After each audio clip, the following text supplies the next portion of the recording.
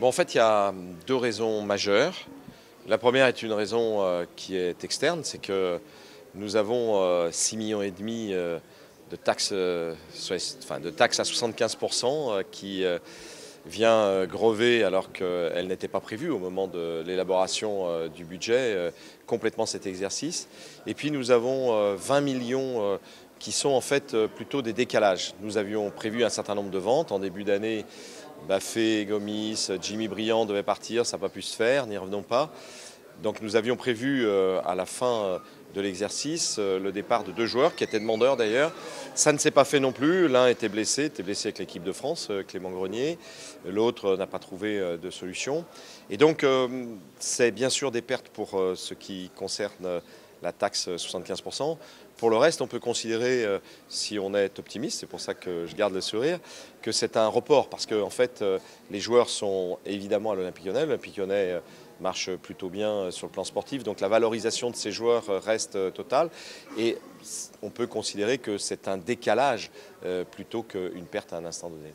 J'espère que ça sera un peu moins long. Bon, ceci étant, c'est vrai que dans cette construction du stade qui devrait être terminée fin 2015, donc on s'en approche, nous avons cumulé tous les ennuis de la France profonde avec des tribunaux administratifs qui ont été saisis par des minorités permanentes qui nous ont repoussés dans le projet. On aurait dû jouer dans ce stade en 2010. En 2010, nous étions en demi-finale de la Champions League contre le Bayern.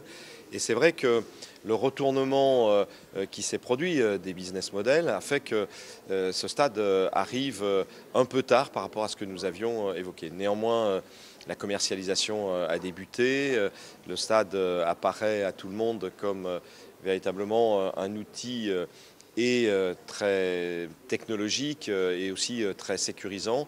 Et donc on peut penser effectivement, et la comparaison avec Arsenal qui est passé par des difficultés importantes et qui aujourd'hui se retrouve avec non seulement une situation financière florissante, mais la capacité à nouveau à acheter des joueurs de grande qualité. Eh bien, on peut penser que cette histoire, qui est pour l'Olympique Lyonnais une sorte de modèle.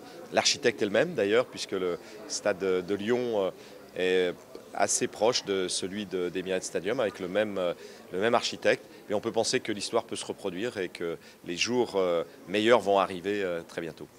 Bon, de toute façon, pas avant la mise en service du stade. Bon, on a peut-être aussi un avantage par rapport à l'histoire d'Arsenal, c'est que le centre de formation est l'un des meilleurs d'Europe avec Barcelone.